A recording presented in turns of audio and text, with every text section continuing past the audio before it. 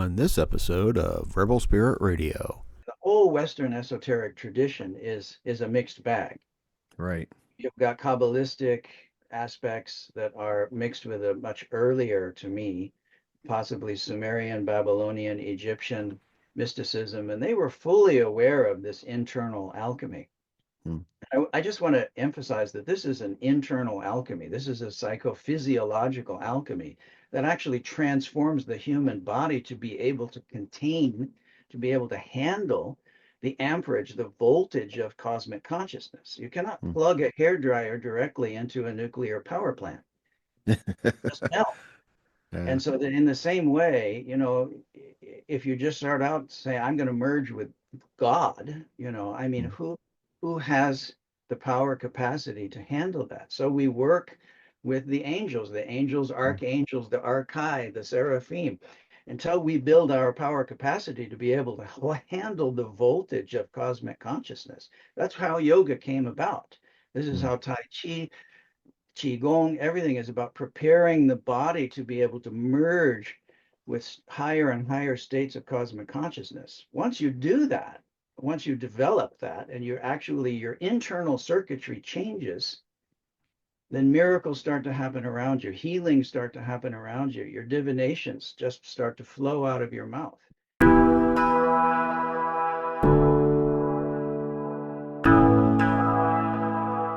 Welcome to Rebel Spirit Radio, exploring the frontiers of spirituality, consciousness, the esoteric, and humanity's sacred relationship with the living earth. I'm your host, Nick Mather, and in this episode I am joined by author Kevin Turner to discuss his book, The Secret Fire of Alchemy. Kevin shares how childhood spiritual experiences led him to Kriya Yoga, Tibetan Buddhism, and Shamanism. He describes the significance of spiritual initiations, out-of-body experiences, and the process of consciousness expansion. We explore the idea that all spiritual traditions aim for a connection with a higher consciousness achieved by an internal alchemical process. Also, please be sure to like and subscribe to this podcast on whatever platform you use to listen to or view podcasts. Your support is truly appreciated. Kevin Turner is the Director for Asia, a senior teaching faculty member, and field research associate at the Foundation for Shamanic Studies. He was also a residential facilitator at the Monroe Institute for more than 12 years. Kevin has been a Kriya yogi since 1986 and was personally initiated by Swami Hari Harananda Giri, the last living disciple of Sri Yuktaswar at Kada Ashram in Orissa, India. He has also received initiations and training in the Kagyu School of Tibetan Buddhism and has studied esoteric traditions across Eurasia.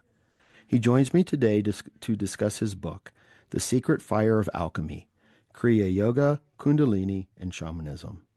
Kevin, welcome to Rebel Spirit Radio. Thank you for having me. Yeah, well, I'm very excited to speak with you. I hope I did not slaughter any of the names in the intro. I know I asked you before we recorded, but sometimes Mostly I have mixed results with those. the ashram is named Karar Ashram, and Oh, it's in Kara. Okay. Orissa state, which is now Mhm. called something Odisha state. They Okay. changed All right. back All to right. the Yeah. Okay. Yeah, I haven't heard about that one. I know names changed quite a bit there. So, well, I kept um, with the original name because that was at the time that I was there. okay. All right. So your book is a fascinating book, and it seems to me that it operates on a couple of different levels. On one basic level, I think it would be fair to call it something of a spiritual autobiography. But there's a lot more to it, I think, than just that. But I thought that maybe the best place to begin for this conversation was to ask you to talk a little bit about your spiritual journey because it's fascinating. Thank you. Well, the book starts from age 21, but it actually started much earlier, probably since I was 4 years old. Mm. There was something in me that remained conscious through my deep sleep. Some people say that was because of previous spiritual work. It's hard to say. In any case, something was remaining awake in me. And then at age 21 started the more in-depth initiations in the dream state. Some people call these out of body experiences astral projection, also shamanic journeys, but they were happening spontaneously in my deep sleep. And so later I discovered that these had correlations to the alchemists' descriptions, especially when they talk about dissolve the body and coagulate the spirit. This Mm, seemed to fit to what was exactly what was happening to me, where my body would become like stone, and then my spirit would exit the stone, mm, as in the classic out of body experience. To me, it is now the same as middle world shamanic journeying, mm, similar to astral projection as well. But it is all a part of a continuum of consciousness, mm, a spectrum of consciousness. Ultimately, one could say we are the universe and there's no mm, limit to consciousness. But typically, we sort of coagulate a consciousness around a primate body and we start to say, this is me. mm, And so that's where the alchemical calcination comes in. This is where you're boiled down, or in shamanic terms, you're dismembered. You're mm, taken, there's no pain, but you're taken apart. In a sense, you're getting a software upgrade. The old software is being taken down, the new software is being installed. There's no pain involved, but to the old software, it might feel like death mm. or Yeah. being taken apart or being dismembered, literally, or burned to pieces. But then there's a new software installed and there's a new circuitry that can handle a new power capacity to merge with different states of consciousness, more accelerated soul evolution, you could say. Mm, So this is exactly what the yogis in India are doing, what shamans have been doing, what the Taoist alchemists in China have been doing, in Egypt as well. So Carl Jung said that essentially alchemy is the yoga of the West. And yoga means to yoke your consciousness to the Godhead, or to mm, merge your consciousness with a deity, which is the essence of shamanism as well. mm, We are shamans always say, I don't know, my spirits know. I mm. don't heal, my spirits heal. So when you merge your consciousness with spirits, it's exactly the same as in yoga or in any of the meditative traditions, including Tibetan Buddhism. Mm. So when you started having these experiences, like around 21, you started investigating to try to make sense of them. And did that lead you to alchemy originally, or did you have other avenues that you went down? I did study Buddhism and Hinduism Mm. as well. Okay, It yeah. was when one particular, you could say, out of body experience shifted then into a journey back through the bardo. And Mm, bardo means between two. It's a Sanskrit word, and the Bardo Tadol is also known as the Tibetan Book of the Dead. So I passed through backwards through those stages mm, just spontaneously under the guidance of a spirit that just basically appeared coming through my ceiling. And the spirit gave me a name mm, of my previous incarnation. I saw him laying in the bed from the ceiling, and I realized, oh, I died here. mm, So this was a doctor in the 1800s in Eastern Germany. And so when I found out that he was real, I mean, he actually had a name and had even published books only in German. I found out that he lived at the same time as Goethe. And mm. when I looked up more about Goethe, I found a book called Goethe the Alchemist. And then there was a whole passage of where I started to connect Kundalini, alchemy, and my experiences. Okay. Now, this was Yeah. before classical shamanism that I studied Mm, much later. mhm. Yeah, So because I'm sorry, reading the book, it seemed like the shamanic aspect came in much later than anything else. it became an actually earlier and later, because Okay. as a child, I was having shamanic experiences, but I had no context for it. Mm, But that'll be in volume two. okay. Right now, this is volume one of Secret Fire. Yeah. Okay. All right. Well, yeah, I'll try to be kind and not ask too many questions about the next book, but I'm intrigued. One of the things I was curious about is you've had that experience and you were having these, what we would refer to as the out of body experiences when you were 21 that led you onto this incredible spiritual journey. And, one of the questions that I had when I was reading this was, well, why him? Why did this happen to Kevin? Does this happen to the rest of us, do you think, that we just don't recognize the Yes, in this calling to the case, path? yes. It depends. I think that all of us are, or many of us, I can't say all of us, many Mm, of us have been working on particular projects across lifetimes. mm, And it depends on the depth and focus and concentration and literally the spiritual vitality that you put into the trajectory of that project. mm, And that will carry through lifetimes.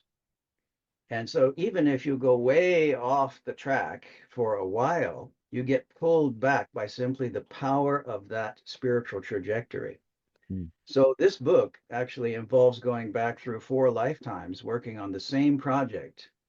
And I finally, in a sense, reveal in the book what alchemy really is and what the philosopher's stone actually is in a way that, as far as I know, no one else has really spoken of. yeah. And Yeah. Well, I compare it to Kriya Yoga. hmm And if you read between the lines, many of the advanced techniques of Kriya Yoga are described, but the how to do it exactly is not there. You really need right. to receive the power Mm, transmission from yeah. a Kriya Yoga Acharya Right. teacher. Right. Yeah. So let me ask you, since you've mentioned Kriya Yoga, I always want to make sure that people understand the terminology. I think it's the mix of the philosopher and the teacher in me. I first learned about Kriya Yoga reading Yogananda's autobiography of a yogi. And I know that you mentioned that book a number of times in yours, but what exactly is Kriya Yoga? Kriya Yoga is an internal yoga. It's similar to Neidan in Chinese, internal Taoist yoga. So it has nothing to do with the power yoga, hot yoga that you see these Yeah. days. There are some physical postures that you can do that will prepare the body to contain more spiritual vitality, more prana, the Mm, secret fire. That's what the whole thing is about, is really the Kundalini is the mm, secret fire. right. But it is almost all internal. So Mm, the microcosmic orbit you might have heard of in Taoist alchemy, that's the start of Kriya Yoga. There's a second level. Third level, it moves into the brain and the cranium. And the fourth, fifth, and sixth all move into the center of the head. mm, And so there are subtle chakras and subtle energies at the peak of the head, and eventually you are able to enter the breathless, pulseless state where mm. there's no breath, there's no pulse. Okay. And is that samadhi? Yes. Okay. Nirvikalpi samadhis, Savikalpi samadhi. Savikalpi samadhi, you are unable to move. Mm, Nirvikalpi samadhi, you can actually walk and talk and still remain in cosmic consciousness or God consciousness. right. Yeah. And you explained or described a couple of instances in the book, these experiences where you were having this like major altered state of consciousness where it's like beyond the individual, beyond the ego, and we're still trying to seemingly still trying to function while in this state. Right. And Well, I found that's it really you're interesting. describing the mystic path, and it's not Mm, easy. That's why most people go into ashrams or into monasteries so that they don't have to worry about taxes and all right. that stuff and or paying the bills. They just wash some dishes, meditate all day long, and Mm, pray and yeah. wash more dishes and work in the garden. So Yeah. because it's difficult to function in the outside world where Mm, it's the rat race for chasing the dollar and all of that. right. However, the shamanic path is interesting in the sense that in indigenous societies, most shamans have day jobs. I mean, Mm, yeah. they're hunters, they're farmers, they smoke fish. I mean, they do whatever, and they shamanize at night because they can't afford to support a full-time priesthood who's just sitting around praying. Everybody's got to work in order to Mm, survive. So shamans are really part-time mystics. They may mm, merge temporarily into the all that is, into unity consciousness, But that the goal is not permanent merging. The Mm. mystic wants to permanently merge into the consciousness of a deity, want to permanently merge with the Godhead. Mm. Whereas a shaman does that on a part-time basis. They come back and they live a relatively normal life. I mean, some shamans are even rascals. They drink and they smoke and they they run around. But then when they shamanize, they merge with their helping spirits. They bring in the power. They do their healing and divination. And then Mm. when it's over, they release the merging, and then they go back to being a relatively normal human being. However, in time, they are transformed. So even the Mm. shamanic path will eventually pull a person toward the mystic path. Mm. So Okay. elderly shamans will turn more and more inward as they age. Yeah. Yeah. Yeah. I can imagine merging consciousness with the deity would really make paying the bills very difficult.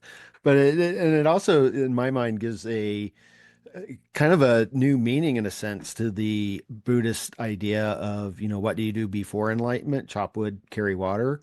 What do you Yeah. do afterwards? Chop wood, carry water, right? That Yes. bills still need to be paid, right? So I'm curious about this. How should I refer to this? Is a pan Pan-Eurasian. worldwide, pan Eurasian? Well, possibly worldwide, but the topic of my book is more connecting Asia and Europe, and to some Okay, degree yeah. the Middle East as well, because the Western alchemical tradition came more out of Egypt and Greece, Hmm. and later from the Arabs. Uh, Right. that's the Western alchemical tradition, and it's all Hmm. mixed. I mean, the whole Western esoteric tradition is a mixed bag. Right. You've got Kabbalistic aspects that are mixed with a much earlier, to me, possibly Sumerian, Babylonian, Egyptian mysticism, and they were fully aware of this internal alchemy. Mm. I just want to emphasize that this is an internal alchemy. This is a psychophysiological alchemy that actually transforms the human body to be able to contain, to be able to handle the amperage, the voltage of cosmic consciousness. You cannot Mm. plug a hairdryer directly into a nuclear power plant. Just melt. Yeah. And so that in the same way, if you just start out say, I'm going to merge with God, I mean, Mm. who has the power capacity to handle that? So we work with the angels, Mm. archangels, the archai, the seraphim, until we build our power capacity to be able to handle the voltage of cosmic consciousness. That's how yoga came about.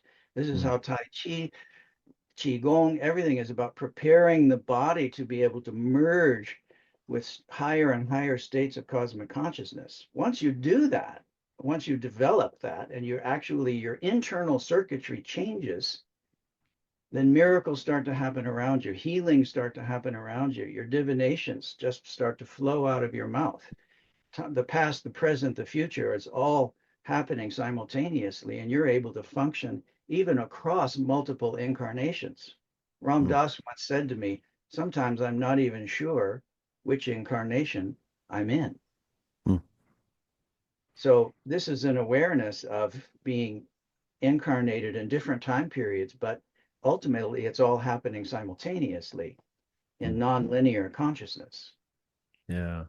Yeah, I've heard that idea, similar ideas like that before. And I think, let me check my notes here. At the end, you refer to this as kind of what you said, the multi-incarnational consciousness, right? Yeah. And that's going to be, you're going to go into more details in the next book on that one. Yes. Yeah.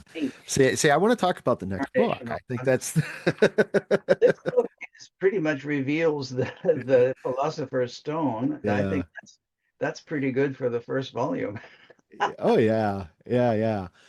Well, I enjoyed it because I guess in my own research, I mean, and this is one of the differences is that, and it kind of frustrates me a little bit, and it's just my personal frustration that I've spent like the past 30 years in the academic study, but not the practice of things. I try to meditate and do some yoga and whatnot, but it's different, when you actually have that practice there.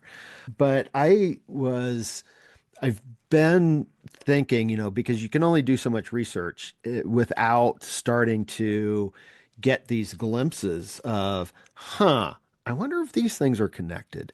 Because typically we don't make the connections to a lot of the different traditions and the different practices, but yet there are some commonalities. And this isn't saying that all religions say the same thing. I don't like that idea because they don't all say the same thing. But there does seem to be this interconnected tradition that is hidden in many ways. And, I started piecing these things together when I started asking these questions about, like, well, Hermeticism and Gnosticism and Yes. saying, how this emerged. I do actually have to pause real quick. Hold on.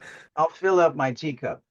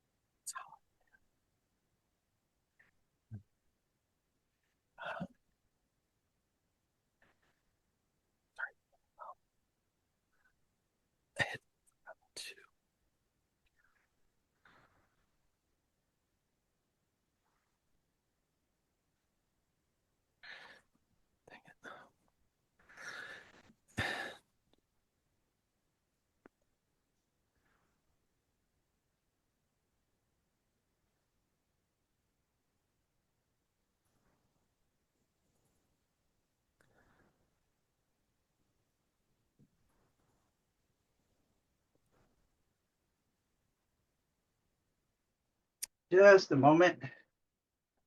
I can't hear you. You're muted. Oh, no, I just wasn't talking. Oh, I was just waiting. Yeah, sorry about that. I forgot to plug the computer in and I got the low battery notice, so I would have oh, lost oh, you. Yeah, so I had to plug it in real quick. oh, that's a good idea. I got some work. Yeah, yeah. So I was thinking about all these like connection similarities, and I also saw the shamanic, and I've been kind of arguing for a long time that I feel that the shamanic is kind of the religion in a sense. What do you think about that? Absolutely. And in my previous book, Sky Shamans of Mongolia, Michael Harnert talked about it as being the earliest expression of human spirituality, Hmm. going back probably at least 100,000 years, but probably going back to what we might call human beings. Right. There was always some form of shamanism. And Mm, shamanism, the shamans were the intermediaries between the spiritual world and what we might call ordinary reality. So that's been around for a long time. mm. In that sense, Hinduism, Buddhism, Taoism, they're newborn babies compared to shamanism. Yeah. It's just that we don't have clear records going back, to 5,000 years ago, 8,000 years ago, pre-Ice Age. We really don't have records. We can only assume that. But Yeah. I was going to say what you previously talked about is that your academic studies, see, you are building an intention, Yeah. and this is going to unfold for you in time. It may Mm. be a few incarnations, Yeah. but you're building an intention. The Yeah. interest now, what you investigate, what you intend, is going to carry over. Mm. And so probably, well, hopefully in this life you can be liberated in this life. If Mm. not, Mm. then from an early age, 3, 4, 5 years old, those things are going to start to unfold. Yeah. And I have some sympathy because I spent probably my last previous 3 incarnations doing a lot of academic work. Yeah. And so in this one, it just hit me right away at 4 years old. Mm. Mm. Okay. So there's hope. There's Uh, hope. I'm not Uh, sure I'll be a finished project in this incarnation either. yeah. I don't think I'm ever going to be a finished project. I don't know. Yeah, yeah. Yeah. Not yet, not yet. Yeah, it was interesting because someone else who's kind of touched upon this a little bit is Peter Kingsley. And you mentioned in the book a Barris. And I read his book, A Story Waiting to Pierce You. Mhm. And his writing is interesting Did because quite a bit at Sky Shamans. yeah, yeah. And it seems to me that he writes in a way that you actually have to like read between the lines often. But it does seem like there is this tradition that comes from the Mongolians, the Mongolian area, and made its way down to Greece and I don't know about the connections with India or China, how that would have flown, I talk quite traveled. I talk quite a bit about it in this book right here, Sky Shamans of Mongolia. Okay. Maybe we can do another talk on that one. Yeah, I'll have to get a copy of that. And I'm very interested in that as well. Yeah, so, I was trying to piece together, this like shamanism and how it has translated into the various traditions. And it's fairly easy to see in what we call Hinduism and Buddhism. But my question was always, well, where was it in the Western tradition? Why did it seem to not be present there? It Um, was. It was. yeah. Oh, definitely. There was a Celtic shamanism, definitely. There Mhm. was an Indo-European shamanism. Mhm. And I Oh, suspect it was all over Europe. But oh that yeah, yeah, was threatened by spiritual autonomy. yeah. This is one of Michael Harner's terms Mm, that he mm, used. And spiritual autonomy is not something that mm. religious power structures appreciate. Right. They want to Yeah. stamp that out right away. Yeah. Yeah. And when I said the Western, I guess I was thinking more along the lines of like the Jewish and Christian, Mhm. and to some aspect, Islamic traditions. Mhm. The closest you can get, it seemed like you mentioned Kabbalah, and maybe the prophets, possibly. Well, the And prophets it's, of the Abrahamic religions were definitely, I mean, shamans, mm, mystics, yogis. And I think they had a lot of cross fertilization with Persia, India, mm, Egypt, Sumeria, Babylonia. I think that there was an esoteric, a hidden tradition through all of that. mm, And so those early prophets, to me, they were shamans, they were yeah, yogis mm, of the Abrahamic religions. yeah, Unfortunately, what happened with the Abrahamic religions was later there became this very split, right, wrong, good, bad. mm, East Asia doesn't have that as much. I mean, right. it's more relativity and among Hinduism, Buddhism, and so there's a lot less violence. There's Mm, religious wars are almost unknown in East Asia, and yet yeah, among Abrahamic religions, religious wars are constant.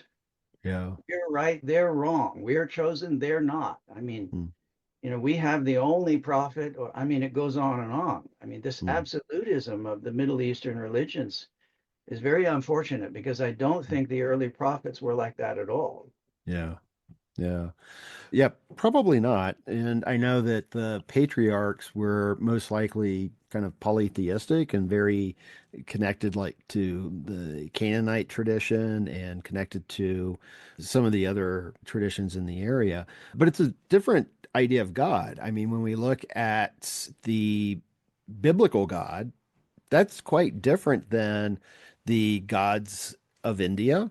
And, in Buddhism, there really isn't a god. You can make the case that in Mahayana and Vajrayana, they do have deities, but, and you can have wrathful deities, but it's not quite the same kind of divinity that you're working You with. really go back. I mean, El means God, but Right, Elohim means God's creator right, God. right, right. So in that sense, to me, the earliest part of the Abrahamic religions was almost identical to Hinduism.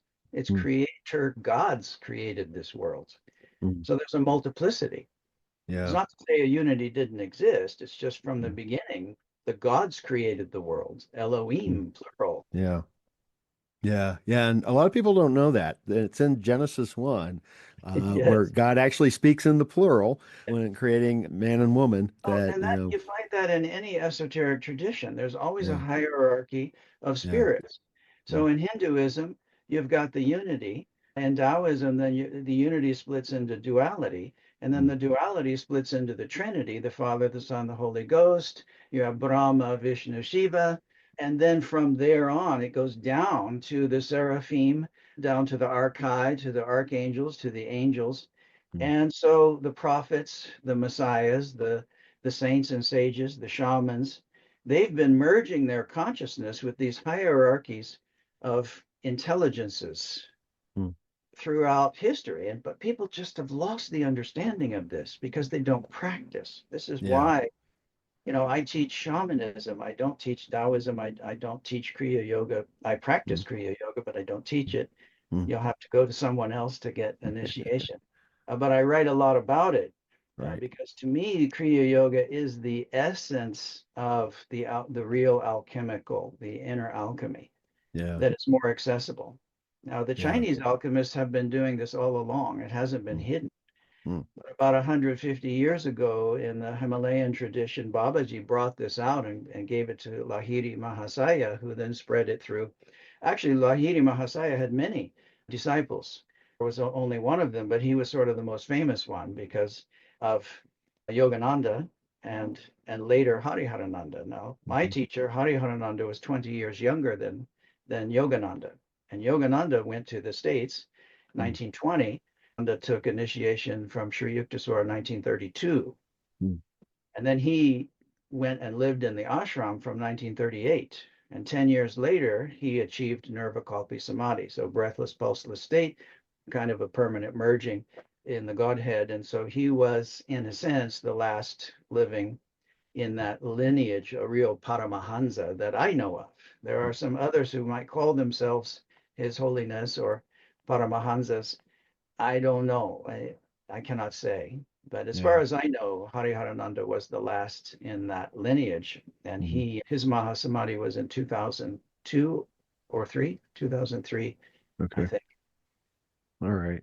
He lived to be 95, whereas Ananda Mahasamadhi at 59. That was pretty early. Yeah. There's a Babaji ashram in southern Colorado. Well, there's a lot of Babajis popping up like toads. I don't know if that is really the original lineage that Lahiri Mahasaya talked about. I don't know. I'm not in a position to judge. Yeah. I don't remember the story. I've visited it a few times, and they don't have anyone there, as far as I know, that's like a guru. They seem to be more involved in karma yoga, just kind of work and service, but in dedication to Babaji. It's a good start. Yeah. Again, building the power of trajectory. Yeah. Nothing is lost. I mean, any good works that we've done, any positive intentions, it carries over. I mean, all of this emanates, resonates out into the universe. And so, step by step, drop by drop, the pool fills. Yeah. Well, and you said this, and I have a quote from the book, and this kind of harkens back to something that you just said. And it's despite a long history of worldwide esoteric knowledge and tradition, most of us from industrialized countries have lost this connection to living lineages, and our cultural mythos no longer lives through us. As a Westerner, I wished for a rich spiritual heritage like that of India and a rebirth of a Western esoteric heritage. And that really resonated with me because it seems as if the traditions that we have, there's something there's profoundly lacking in them in terms of the experiences. It seems like, occasionally someone can have kind of an experience. And I think that there are exceptions. I don't want to just kind of wipe it all away. One exception perhaps that comes to mind that seems to be fairly shamanic is Pentecostalism, where people are having these ecstatic experiences in Oh, church. yes. Yeah. It's quite shamanic. But in the Western tradition, probably Daskalos on Cyprus was one of the most recent Christian mystics. He was apparently able to, simultaneously recall his former lives and even speak the languages, the archaic dialects, and even read and write some of them. Wow. while he was still alive, and to Mm. do healing on a level that we normally don't hear of outside of East Asia or India or the Sufis in Persia. So this tradition has been alive, but the problem with the West is that it's not very accepting. So the Sufis have kind of a strict rule that you don't show off, you don't perform too many miracles, because that kind of thing gets you staked up to a tree somewhere. Because the power structures don't like seeing too much, of their scene blown up, Right. especially in the West. So if you walk down the street performing miracles right and left in India, they all come out, with the flowers and everything. And next thing you know, you've got an ashram and students. But if you walk down the street performing miracles in Europe, Yeah. you may end up in a mental institution or locked up or who knows. So the culture, as sophisticated as Europe is in many ways, really has not flowered esoterically. And so I'm Mm. hoping that this book that I just wrote is going to connect and reconnect, because to me, what the Rosicrucians were teaching, the early Yeah. alchemists, they actually knew a version of Kriya Yoga. Mm. And it's not because they passed notes to each other, but Mm. because this is an internal psychophysiological process that is natural to any human being and could happen on any continent, even independently. Mm. So, there are some scholarly debates about how did shamanism spread around the world. And some Right. people think that, oh, it started somewhere in Central Asia after the Ice Age and spread out.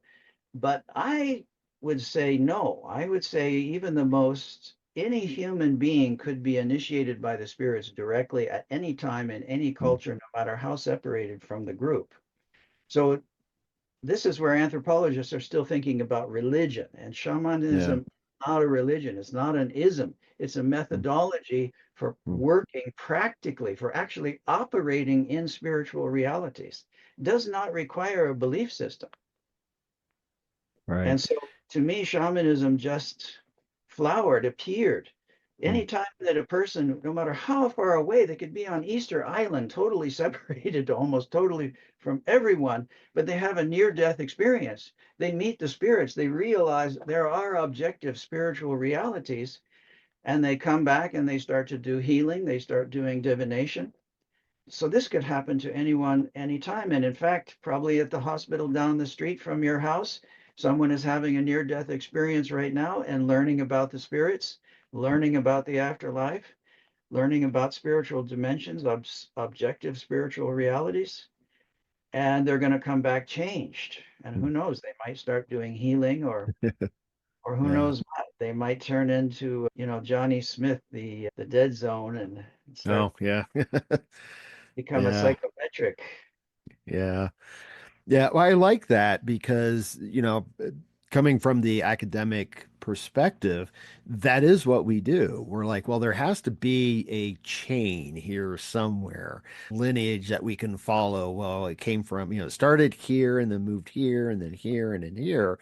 And that's why I was stumbling a little bit earlier when I was talking about kind of like in the mm, I guess in the Abrahamic traditions, but then it's in India too. How did, is there a connection? Did they get there? And it doesn't necessarily have to be No, that. Yeah. no, that's the materialist point of view. Yeah. That's like neurologists trying to figure out how do chemical and electrical impulses in the brain produce consciousness. That's the Right. wrong question. Yeah. It's rather how is the brain receiving consciousness from a field of Mm. consciousness, which Yeah. the ancients, the shamans always knew, the ancient Hindus always knew, the ancient Taoists always knew that we are receiving our perceptions from a field of consciousness that we can call Brahma, we can call it whatever. It's interesting that Brahma is quite close to Abraham, you know. Mm. Yeah. I find Yeah. that quite curious. But that may be where the Tengers were connected. This is Mm. the Central Asian religion where the Tengers and the shamans came into a melange, a mix. Mm. The Tengers were the Tingris of ancient Sumeria. They were called the sky gods. In other words, I Mm. think it was just a term for higher dimensional consciousness Mm. beings, frequencies of consciousness that we can actually tune to. Now, Mm. because we're humans, we want to relate to a personality. Yeah. And so those frequencies of consciousness then appear to us as deities, as gods, as Mm. angels, but they're far beyond any kind of form. Uh, but that's the easiest way for us to relate to them. And Mm. then, unfortunately, as Michael Harner used to say, religion begins when the last shaman dies, Mm. because then it's no longer living. You see, shamanism is living. Right. They're actually communicating directly with these intelligences, as were the prophets and the messiahs of the old traditions. But then when the prophets don't have any students who can have the power capacity to contain that level of cosmic consciousness, then the living thread is lost and people Mm. have only old stories. And Mm. somebody says, well, let's write these old stories down. And then some king says, gosh, we got all these old stories. Scholars, why don't you get together and put all these old stories into a book? And then I can present this packaged new religion to the community because I want to fight that group over there and I need everybody Mm. on the same page. Yeah. And Yeah. then we Yeah. have religion, Mm. and our spirits are better than their spirits. Yeah. Yeah. It's religion is, yeah. It has a few problems. Yeah, religion's a little freaky at times, I think. And I appreciate the experiential aspect to shamanism. Before I hit record, I was explaining that I had gone through Michael Harner's intro to shamanism training, and apparently you were there. Which is a nice little maybe synchronicity of sorts. I don't know. So Uh, what? I said maybe it's a nice little synchronicity of sorts. I don't know. But yeah, I had a really interesting experience during and it's not that I tried to explain it because it's like, well, I had the experience. And, I've had people try to explain it away and try to explain away a lot of experiences that I've had. And, my response is always, but you don't know. You weren't there. You didn't have the experience. But it seems to me that there is this rising interest in the shamanic by people in the West because I think that it does speak to something that they long for. I've published almost 200 episodes of this podcast, so I've talked to a lot of people. And I've talked to some people who've been trained in shamanism and worked with various shamans. And one of the common themes that keeps coming up is this idea that humanity needs to remember who they are. We need to remember who we are. And I always take that to a shamanic aspect where you were talking earlier about the initiation of dismemberment. And that's how I kind of think about remember. It's like, okay, we have gone through this process of division, Right. and now we need to bring ourselves together. We need to literally remember ourselves. Yes, exactly. Yeah. Some people can say that all spirituality is a process of remembering. I Mm. mean, the unity has divided into the plurality. Mm. And then at a certain point, we start to remember the unity, and then we want to start moving back toward the unity. So it's really a remembering process. Yeah. I, Sometimes we get into a sort of competitive, like the race to enlightenment, me first, get out of Mm. my way. Yeah. And that's not exactly the process. It's more of a going backwards. It's a going in. Yeah. It's a returning to where we came from. So it's not so much of a grasping or an achieving. It might feel like that in the beginning, but it's more of a return and a remembrance. Yeah. As the Hindus say, we are all God, but we forgot. Yeah. Yeah. Is that what enlightenment is then? A remembering of who we really are? Well, I mean, there are many definitions of enlightenment. To be Yeah. filled with light would suggest that you have increased your power capacity. When I say power, I'm talking about spiritual vitality here. Mm. You've increased your power capacity so that you can hold a very high frequency of light. Mm. And at that point, it changes your, actually at a cellular level, it changes you. And so this is why Yogananda's body did not decay after Right. death, and why some saints are found in the state of incorruptibility, because they've actually transmuted their physical cells into such a high frequency of light, and brought that light into such a dense form that their bodies actually do not decay. Now, Mm. a materialist might say, well, that's just not possible. But as you see, from another point of view, is this is all consciousness. This is all Mm. a kind of dream. Right. We've simply dream densified the dream again and again and again, and we dream within a dream within a dream until suddenly this feels so solid and real Yeah. that we've forgotten that it's just part of the dream. Mm. So the saints and the sages, they're able to alter physical reality immediately, or sometimes slowly, depends on the level of development, the level of circuitry upgrades they have Mm. received. In fact, the power of a shaman is often rated by how many dismemberments they've had. Mm. So in a sense, you could say how many upgrades you've had. What's Mm. interesting though is externally you look exactly the same as anyone else. Right. So you could have Obi-Wan Kenobi or a saint or a sage going through the market with nothing but a robe on, and nobody even notices them go by Mm. until somebody says, "Hey, my disease disappeared. What happened?" Mm. Well, they passed within the consciousness field of a being who can contain that much realization of the dream, and their illnesses, their disharmonies disappeared. So this is in India called darshan. You go Right. sit in the consciousness field Mm. of a saint who is able to hold that state where they know this is a dream. They don't just Mm. think it's a dream, they know it's a dream. And when you enter into that consciousness field, any disharmonies start to disappear. Now, many of us, though, when we come close to a saint, we want to run away because our identity is melting away the moment we come close to them. So that's, many people go back and forth to India. Oh, I'm going to see my guru. But after a few weeks with the guru, it's like, oh my God, this bonfire is cooking me to pieces, Mm. and they have to run away. Yeah.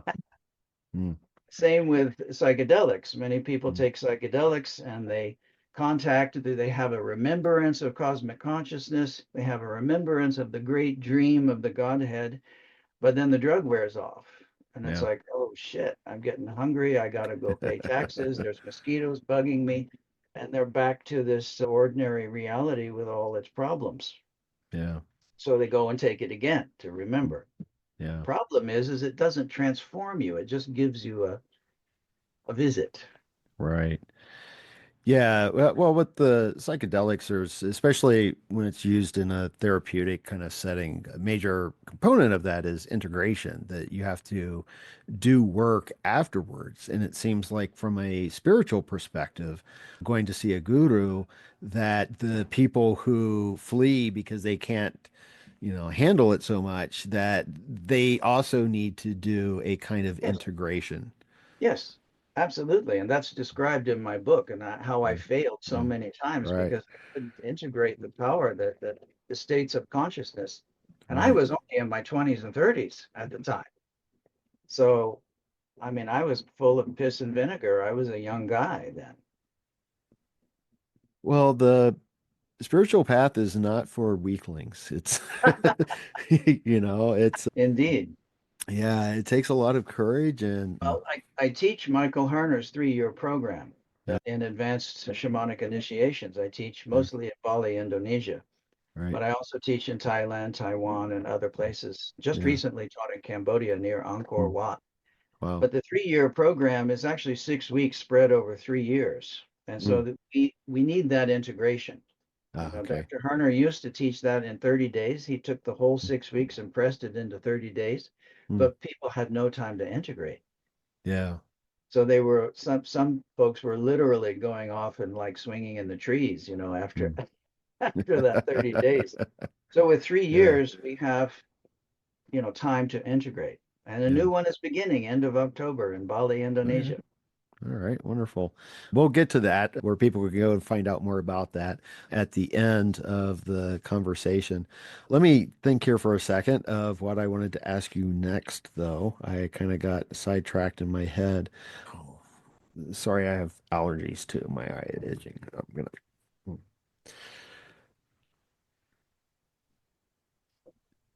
There's a mantra for that. for allergies. There's a mantra for everything. Yeah, Hit me yeah, as my guru. yeah, yeah. Well, and gurus are something that we don't really have in the West so much. And I think there's often a mistrust because there have been some very negative experiences, historically speaking, with gurus in the Western world. And what I was wanting to comment on, what I was trying to remember, was that, the truly enlightened guru, you said that, you might walk by them in the grocery store and never notice anything. But I wondered, well, is that really true? Because when you met like Hari Harananda, you noticed something right away that seemed to suggest that he was the real deal, Yes.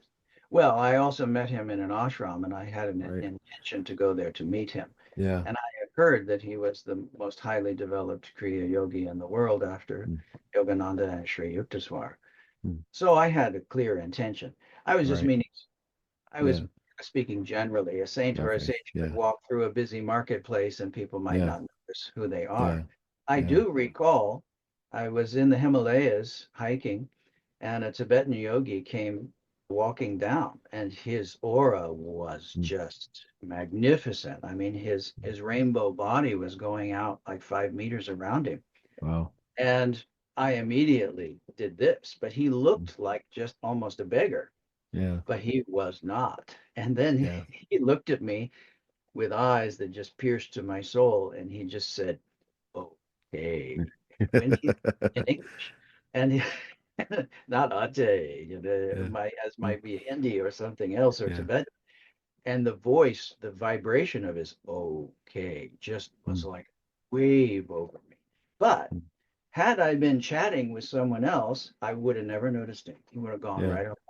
Wow. Okay. But I would say in the West, we do have this. And I would say that Ezekiel, Elijah, Elias, Mm, Jesus, John the Baptist, these beings are living. Their mm, consciousness is still alive. So mm, they can be your guru, they can be mm, your teacher. And if mm, you really merge your consciousness with the early prophets like Elijah, Elias, then I mean, that's that's absolutely living to me. mm, And so it's not gone. I would say none of the traditions are gone. In fact, even the Mithraic tradition, which people say has disappeared in the astral realm or the causal mm, realm, it has not. It mm. is very much alive, and that will be in the next volume. Okay. So the Yeah. West has not lost touch with this, but one good thing is through shamanism and learning shamanic journeying, as well as esoteric practices in the Tibetan system, Vajrayana and Kriya Yoga are very similar. In fact, Hmm. it's one of the reasons that I left the Tibetan Vajrayana because I found that Kriya Yoga was actually the essence of Vajrayana practice.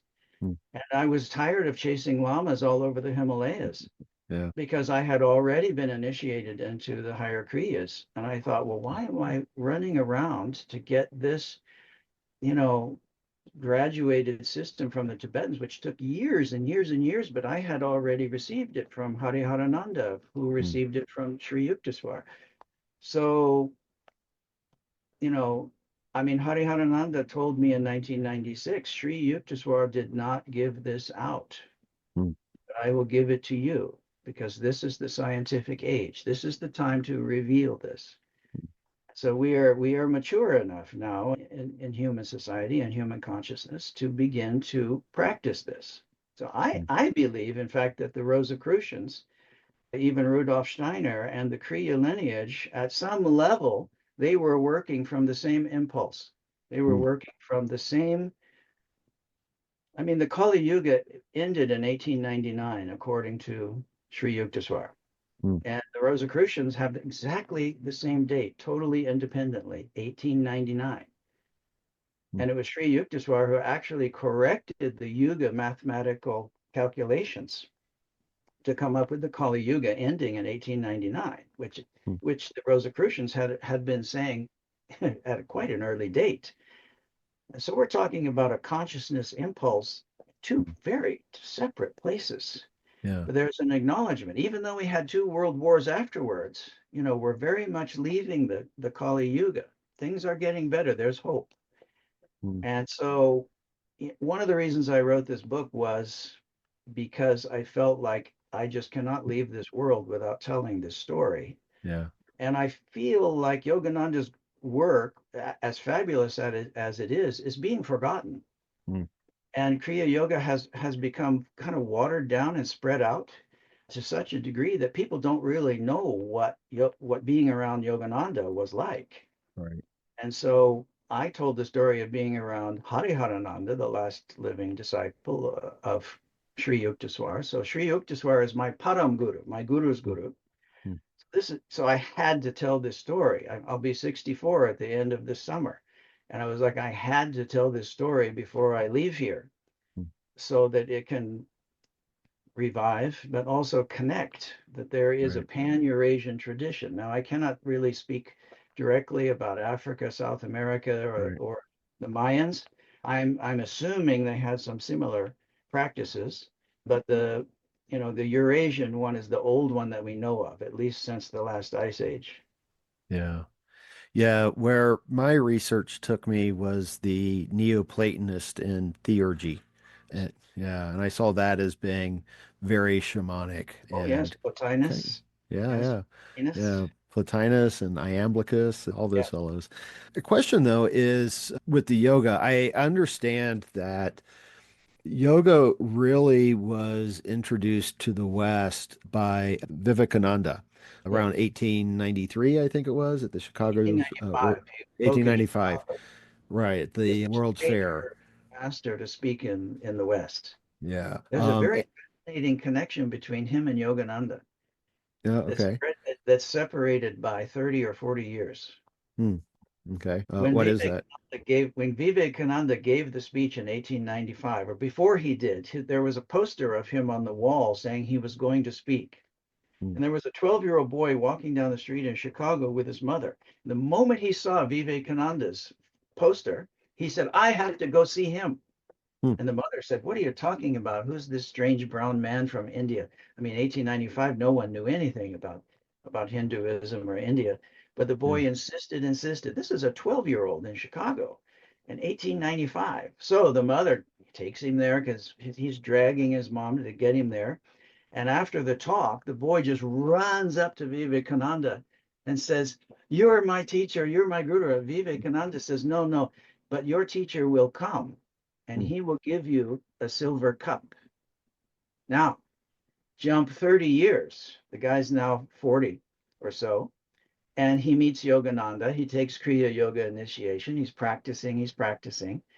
And then Yogananda goes back to India for a year to see his guru before he departs. And when he returns, Yogananda brings him a silver cup and gives it to him. And then he cries and he says, I've been waiting 40 years for that cup. Wow. Now I know. And Vivekananda had the consciousness to be able to perceive 30 to 40 years in the future on the spot, Yeah. just as he's talking to this 12-year-old boy, that he can perceive Yogananda's giving him a cup 30 or 40 years in the future. Now that's a state of consciousness that that's quite a high capacity to hold consciousness. Yeah. And that's really at a whole nother level Hmm. than what we're normally accustomed to. He didn't get out a drum, he didn't get out rattles, to say, Right. I'm going to do a divination and oh, I Hmm. see decades in the future, this brown man is going to give you a silver cup. He just bam, right there. Yeah. Yeah, you had a lot of stories like that in the book as well with Hari Harananda, who knew things about Oh yeah. you. Oh, he Um, knew all about my life. oh yeah, It was yeah, quite embarrassing. yeah. Yeah, I would find it pretty disconcerting if someone knew everything that I was up to. Well, you see Probably. it looking through my eyes, you Yeah. know. Well, that's what a real teacher is, you Mm, know. It is, a granting of emerging with consciousness. It is a right. resonation to a higher degree. But we Yeah. can have teachers that are non-incarnate. Many of my teachers, in fact, most of my teachers now do not have physical bodies. They are in Mm, higher dimensions, mm, and I can connect to them directly. So I don't have to go running around the Himalayas anymore. mm. Everybody asks me, Kevin, aren't you going back to the Himalayas? Oh, aren't you going back to those shamans? And I say, I can connect to them anytime. Yeah. Yeah. Yeah. The reason I brought up Vivekananda, though, and I knew that Yogananda followed, not too long after, that there was this initial introduction of yoga to the West, but somehow along the way, it ended up being all about getting bendy.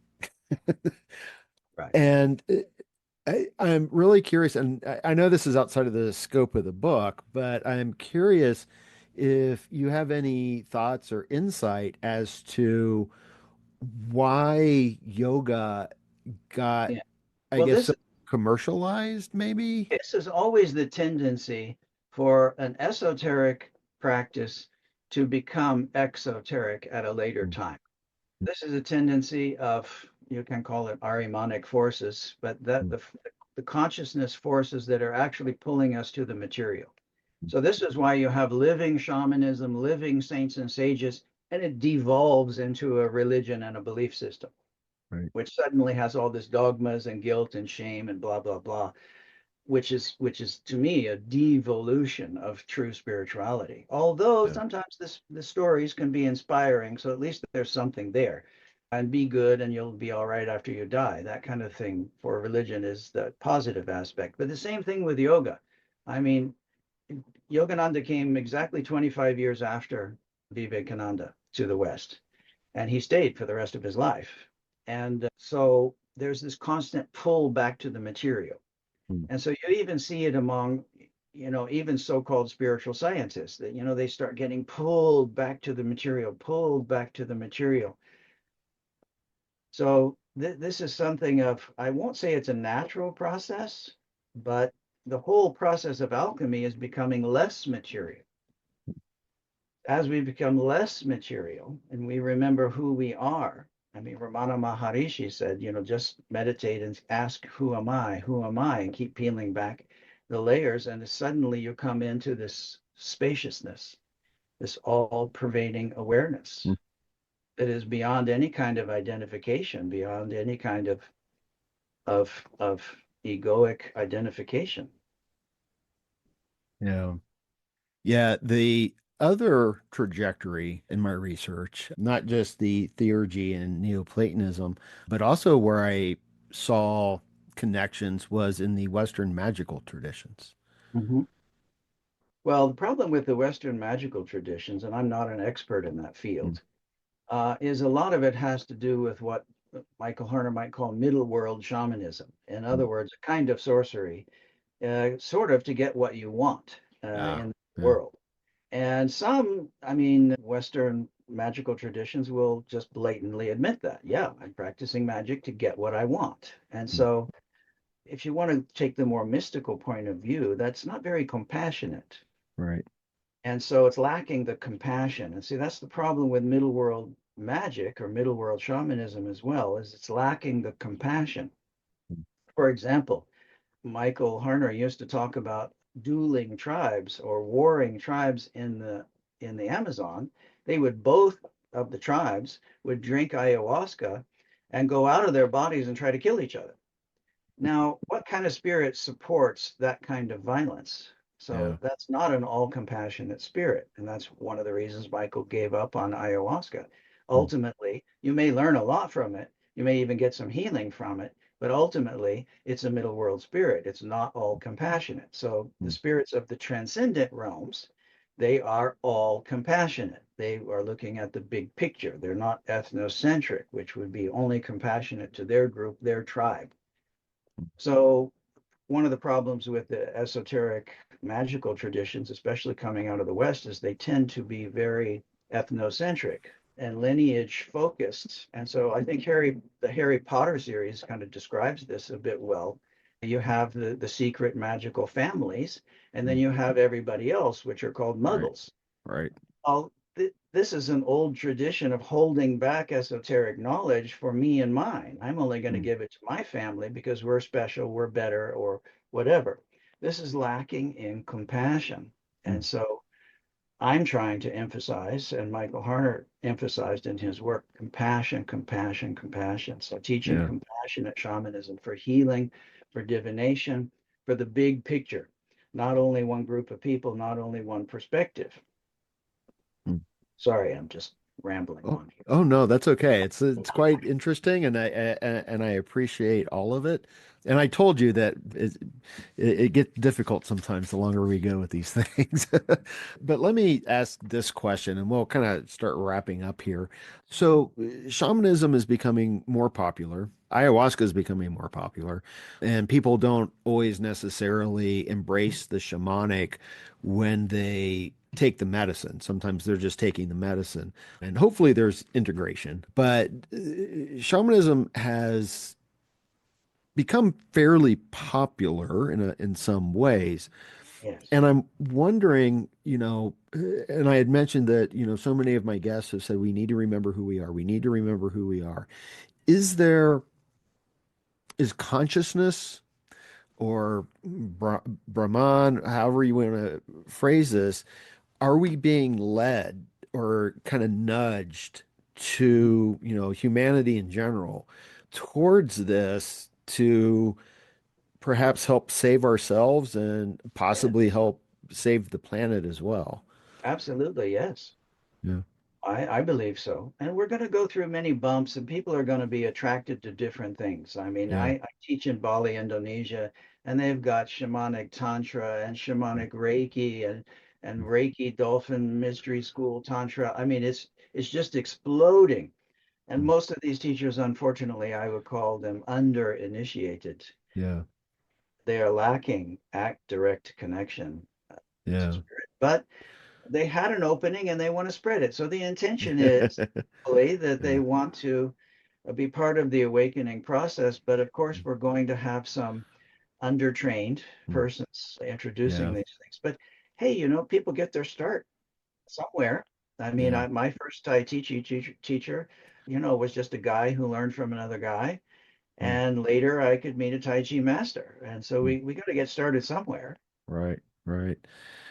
Yeah, and the initiation seems to be what's really kind of crucial in many ways. And that's central to your book because you're Yeah. describing a series of initiations Mhm. Yes. in here, because that's something that we don't really have a lot of, especially in the West, is initiations. All right. Well, that Yeah. was one of the reasons why I had to publish the book. And Yeah. I've been working on it for a while, from 15 years of journals, Well, uh, part two's in the works, because a lot of this has been lost. yeah. And as Sri Yukteswar said, the time of secrecy is coming to an end. Yeah. Okay. Yeah, yeah, yeah. And we need it, it seems to me, right now, because materialism, I think, has been kind of shown to be false. And it was interesting because I have a similar, if not the same, idea of consciousness that I don't accept that the brain creates it, but that it's a kind of a receiver for consciousness. And I reject materialism a lot. But then you caught me when I was talking about this aspect of academics, and you're like, well, that's kind of from a materialist point of view. And I'm like, he's right. And it seems to me that that's one of the things that I personally have to work on is just this other ways that materialism seeps into the worldview Yes. and speaks to the world, how we see and act in the world. So now I have to do some deep reflection on that. Yogananda said a very interesting thing in private conversations. This was not in his autobiography, but other ones. He said he used to believe that darkness or dark forces was just ignorance. But then Mm, he said, later I came to realize there actually are forces, what mm, I call the middle world, or Dr. Harner calls the middle world, that are trying to hold human souls mm, to Earth.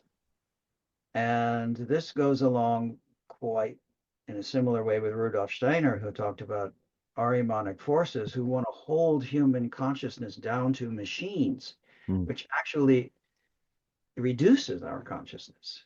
Right. We are, in a sense, taking it a level further down into materialism, into alternate virtual realities, which is actually going to be more of a loss. We're going to get more loss. We are dream densifying into a virtual reality.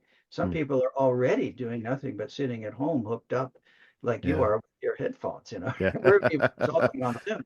But if we can use the technology Yeah. while still remaining awake and not be slaves to it, to our Yeah. phones. I mean, I see everyone doing this Mm. all the time. Yeah. And they're out of contact with the spirits of the trees right around them. And they're Yeah. just lost in this machine. And it's Yeah. a perfect description of human consciousness being held to a machine. Use the Yeah. machine, it's convenient, it's quick, saves time, and then back to this life and then to the spiritual life. But I Yeah. think it is possible to incorporate even Mm. technology because it's part Yeah. of the dream too. Mm. Yeah. And in Yeah. fact, Samuel Sagan did a fascinating thing. He was actually able to put consciousness into his website, Mm. and the vibration of the consciousness could come out of his website. And in a sense, everything we do, including the books we write, what we say, our all our being is resonating with our state of consciousness. So what we do, what we say, what we write, what we paint, the music we play is all resonating a particular state of consciousness. Mm. Yeah. Things will get better. There is hope. Good. I hope so. I do. I hope that there is hope. But yeah, I agree with everything you just said. And I was just thinking how when the internet first became very popular, there were, this blizzard of books about them, but quite often, and it's not just unique to the internet and computers, but throughout our history with machines, one of the analogies, the probably the most common analogy was almost always a religious kind of analogy. Like one of the books I've got, I forget the author's name, Wertheimer, I think, is The Pearly Gates of Cyberspace. And I thought, well, that's really interesting because it could work both ways. And one, it seems like there's a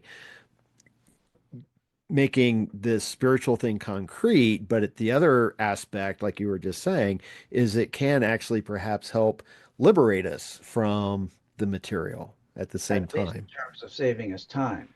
Yeah, yeah, Just like yeah, tractors. I mean, it used to be that 98% of the world was out in the fields. yeah, Work with the invention of the tractor, wow, it could do all the farm work. And then we have some free time to read books and talk and play music together, to yeah, hang out, to philosophize. Without the tractor, man, we'd all be out there 14 hours a day in the fields. So, technology is certainly not a bad thing. In fact, it's an outflow of our DNA. It's yeah, it's a part of the evolution. But hmm we don't want to make AI or your calculator or our computers the master. The right, soul is driving the car, soul directed yeah, life. That's the shamanic life. yeah, And then we've got these tools that we can use to make everything faster, give us more free time. But yeah, people are getting lost. Their consciousness is actually contracting rather than expanding. yeah, People are even having less free time because they're doing this all day long. yeah, So, yeah, but with everything, we go through a period of darkness. Anytime a new technology came in, think about it, it was usually immediately misused. mm, So dictators and emperors, the moment a new technology, gunpowder, whatever, came about, rather than using it for something positive, it was immediately military. mm, Atomic power. The moment we had atomic power, what did we do? Bam, two bombs on Japan, yeah, and huge missiles. So, step by step, we yeah, are, yeah, are evolving. yeah, yeah. Uh, yeah, I hope. I hope. So let me ask you, you've mentioned the new book. And you've mentioned training that begins in October in Bali. What else have you got going on? Well, I teach constantly for the Foundation for Okay. Shamanic Studies. I'm the Hmm. director for Asia.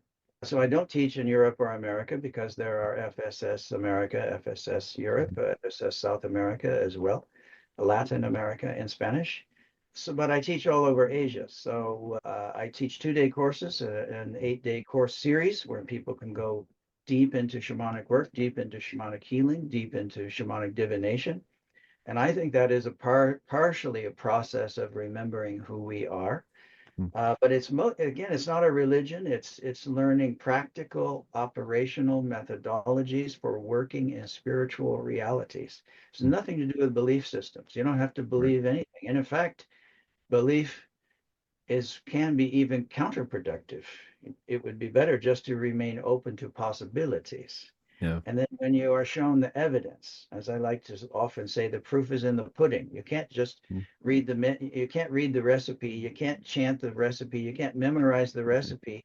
It's not going to make the pudding. You got to do the pudding, and when it tastes good, you've got the results. So Yeah. when you get the results from healing, from divination, you know it's accurate. You Yeah. know that it's useful. You know that it's practical. You don't need to believe in pudding. You can taste it.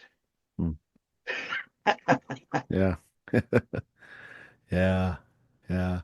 So I teach in Um, Bali most of the time, and I have courses in Bali most of the year. And it's slightly below the equator. So there, the northern hemisphere winter is their summer, okay. vice versa.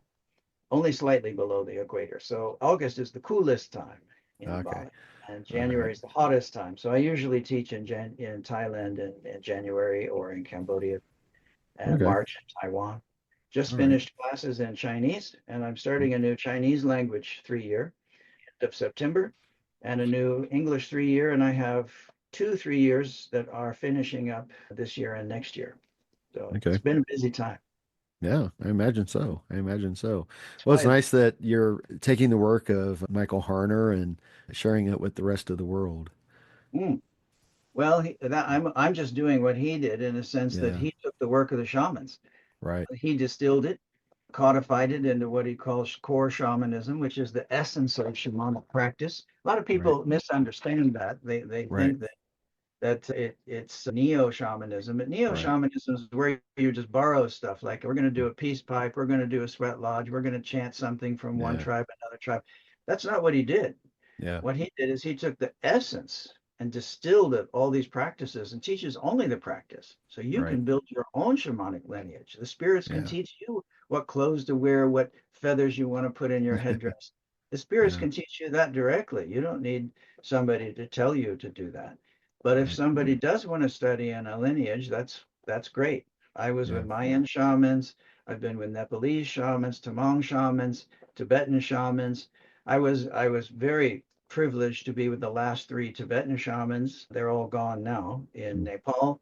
And I was with Mongolian shamans. And of course, I wrote a whole book about that. So the indigenous tribal lineages are fantastic. And I do recommend if you have the opportunity to study with them. Unfortunately, not everybody has the time to go Yeah. live with those groups. So Dr. Harner saved us a lot of time because he did crawl through the mud and the snakes to live with those tribes and be initiated by all those different shamans. And then he academically studied. So he's a rare Right. combination Yeah. of an Ivy League academic and an actual initiated practicing shaman. Yeah. This is something that is very difficult to find. I've Yeah. given talks at academic conferences. For example, in China, I gave 2 talks at an academic conference, and the academics talked about, okay, the shaman did this, the shaman did that, and they said they had 12 feathers in their headdress and they had such and such necklace on. And I'd ask, well, did the client get better after this Yeah. healing? And they just looked at me like I was crazy. Mm. They never thought Yeah. to ask the question whether the client Yeah. got better or not. And it's like, Yeah. well, that's why we do shamanism is because it works. Yeah. But to them, it was an academic exercise. Yeah. They didn't care Yeah. whether it worked. It just was something that they could put on their list of academic activities and they could get more grants. And Right. so another one came up and said, okay, the shaman did this. They wore this clothes. They sang this song. Here's a photo. They dropped sheep ankle bones in a metal bowl. They did the divination. And then I asked, well, was the divination accurate? They never thought to ask. Yeah. To them, it's a Yeah. cultural relic. It's not an Right. actual spiritual Yeah. practice. And Right. so, anyway, Yeah. No, that's thankfully, that again, changed. yeah, again, it's what I was saying kind of at the very beginning. From my experiences, there is this division in academia between, Yes, kind of just, explaining this is what's going on, but they often don't give it any kind of credit. And I know that a criticism against Michael Harner would be, well, he went native. That's the way that it would be phrased. It's not a good phrase, but that he did what you're not supposed to do, that he actually I began went, I practicing went it. way native. Okay. Yeah. Yeah. And it's Like, like, it seems to me that in order to actually understand and to talk about it, you have to practice it. absolutely. You know, That's what I argued about. And I argued in Sky Shamans of Mongolia. yeah. The academics cannot possibly understand. They do good records, though. Oh, yeah. Ethnographic records are great because the practicing shaman can actually look back at those and understand them, whereas the Yeah. academic probably didn't actually Right. understand. Right. But they Right. reported it and they recorded Yeah. it. So Yeah. that's useful. That is Yeah. actually useful. Yeah. Yeah. But they leave out a lot, did the divination work? You Yeah. know? Did the client get better? Yeah. And It's probably it's an important because they question. didn't think it would work because they're not looking at it as something that is they see it probably as just like superstition and that it couldn't possibly work. Well, But, the reason shamans have been doing it for thousands of years is precisely because it works. yeah. If it didn't work, no one would go to the shamans. Right. Doesn't mean it works 100% of the time. Nothing works 100% of the Yeah. time. No Yeah. sports person gets a goal in every game. Nobody makes every basket they shoot. And the same thing if you go to the regular medical hospital. Nobody Yeah. is cured of every disease. Right. So why should we expect 100% cure rate from a shaman? Of course not. Yeah. But they have Yeah. consistently shown improvement in their clients over years. And that's why people call them a shaman, Right. Right. because they have a proven track record. Hmm. It's Yeah. not a matter of getting a degree in shamanism from some Right. university. Right. Yeah. Yeah, and there are some, very few, but there are some really interesting examples of Western medicine. I don't want to say utilizing shamanic healing, but working kind of hand in hand with shamanic healing. There's a community in California, I think it's in Merced, it's the Hmong. Yes, It's a that's very shamanic culture. And now in the hospitals in Merced, it is not uncommon to see a Hmong shaman there, yes, working kind of hand in hand with the Western medical tradition. yes. I have actually done shamanic work in Japanese hospitals Yeah. for tribal people in Japan, the Ainu. Well, And I was in there shaking my rattles and, yeah. and, and doing shamanic work. And in one case, Ainu elder got up and left the hospital the next day and had Hmm. no trace of cancer, nothing, Wow. gone. Wow. The doctor said that's not possible. We must have misdiagnosed. Hmm. We get no respect, shamans. Yeah. Yeah. Well, maybe that will change. Maybe that will change. Hopefully that'll change. Yeah, in a sense, in the early days. I Yeah. think this is going to take probably a century and a half or Yeah. so. Yeah. Yeah. Well, I won't be here then. I don't think so. Well, I won't be Or at either. least not in this physical Maybe body. back in another form.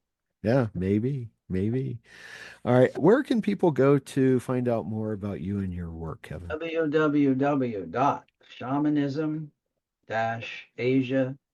www.shamanism-asia.com. Okay. www.shamanism-asia.com. Okay, perfect. Asia.com. All right, Everything perfect. is there. You got to dig in a little bit, got to push buttons. It's not all on the first Okay. page. Yeah. All Oh, right. it has the schedule. It has information about all kinds of things in there. Okay, wonderful. Well, I will put that in the show notes in the video description as well as links to your book so that people can find both of them a little bit easier. And again, I really enjoyed the book and I'm looking forward to the second one. And now I have to get myself a copy of Sky Shamans of Mongolia and read that. So hopefully we can speak again. I really enjoyed the conversation. Dr. Nick, thank you so much. Good to talk with you. All right, thank you. And that's a wrap on episode 195 of Rebel Spirit Radio. Thank you so much for listening or watching if you're a part of my YouTube audience. As always, if you enjoyed this episode, please hit that like button. And if you're watching on YouTube, don't forget to subscribe to the channel and click that notification bell. You can also follow Rebel Spirit Radio on whatever audio platform you use for listening to podcasts. Right now, I'm nearing 20,000 downloads on the audio platforms, yet I only have 12 followers, and one of those is me. It only takes a second to like, follow, or subscribe, and it's totally free, and it really does help. Putting together this podcast is a labor of love, and I do love it. I put a lot of effort and time into each episode, so if you find value in the conversations I provide here, I hope you can find it in your heart to send a little love my way. With more subscriptions and followers, I could possibly get some sponsorship, and honestly, having some funds come my way to help with equipment, hosting, and other necessary subscriptions would be really helpful. You can also help by joining my Patreon at patreon.com/rebelspirit. The link is also in the episode description. You can also buy a super thanks on YouTube to help support my work. As I always like to say, I'm here in the Front Range now doing missionary work in regards to religion, spirituality, and ecology, consciousness, and the esoteric, and how all of this can help us heal humanity's sacred relationship with the living earth. So if you feel moved by the Rebel Spirit, and you know I sure hope that you do, then please, by all means, help me in my efforts to share the good news. I'm Nick Mather, and you've been listening to or watching Rebel Spirit Radio. Until next time, may you be in peace, may you flourish in all possible ways, and may you continue to nurture your rebel spirit.